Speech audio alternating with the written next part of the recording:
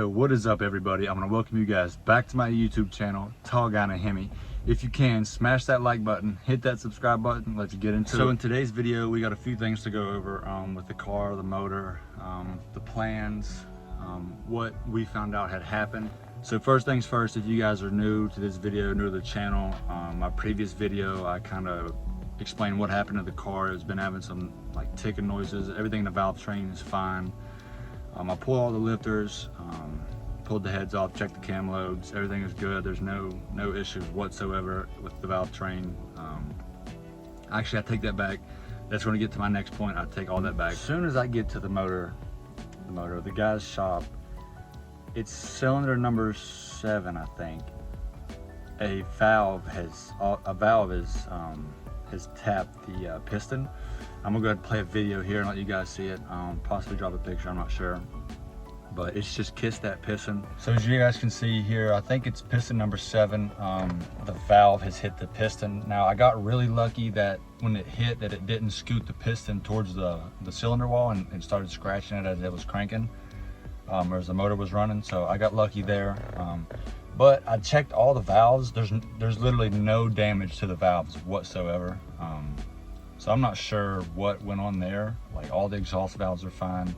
Well, the intake valves are fine. The exhaust valves, all the exhaust valves aren't seated properly. They have like this lip. They're like sitting down out of the head a little bit. So they're not seated properly. That's probably why I had bad compression throughout the entire motor. So that's my guess on what the ticking noise was as the motor. That's what we heard in the last video.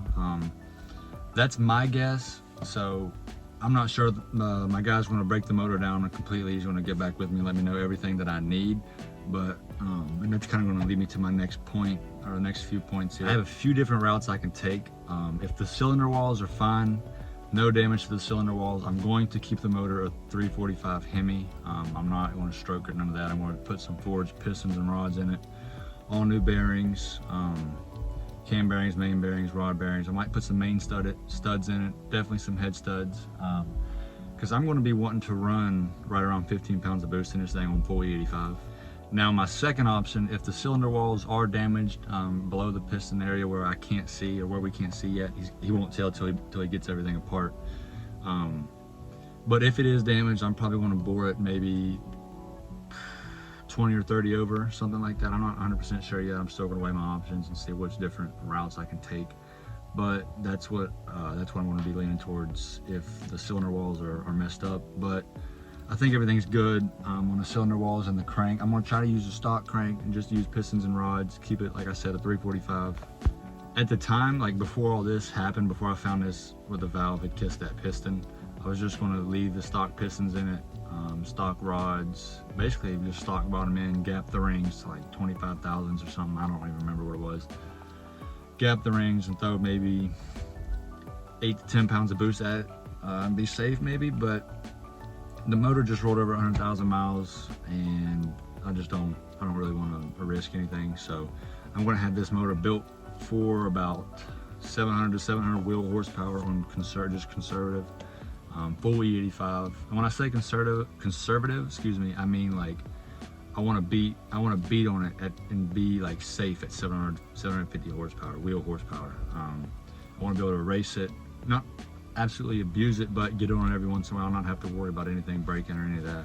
But then I also have to remember the transmission. I don't want any slippage issues or anything of that matter. I want to keep that nice and safe, no issues with that. So I'm going to keep the shift points firm. I want to get it in about the 7,000, 7,500 RPMs, hopefully. That's what I'm going to sit down with the guy who's building my motor and go through everything, because this motor is going to be built specifically for boost, full E85. It'll run strictly on E, so I'm super pumped. So with the heads, I'm going to do some port work, maybe port the heads up a little bit. I definitely have to replace all exhaust valves because, like I mentioned, they're all seated funny. I'm going to replace those with stainless steel because the stock ones, they're not terrible, but with the amount of boost that I want to run, they're just not going to hold. And these are the things that I'm telling the guy who's building my motor. I want to run this certain amount of boost on this fuel, this compression, all that stuff. Sorry, I have my cats in here with me. It's raining outside, but yeah, that's what we went over so far. And I just want to make this quick video to give you guys like a little update on what I found out today with the motor about the valve kissing that piston, and what my plans are moving forward with. If the walls are good, the cylinder walls are good, keep it at 345. If not, we're going to do stroke it, bore it out, all that good stuff. So definitely stay tuned for all that good stuff. I got big plans for this car. It's going to be under boost soon. Fresh new motor, all that good stuff. I'm super excited. Fez. I'm super excited, so you guys are definitely going to want to stick around for it. I appreciate you guys stopping by and checking out this video. If you can, smash that like button, hit that subscribe button. I'll see you guys in the next one.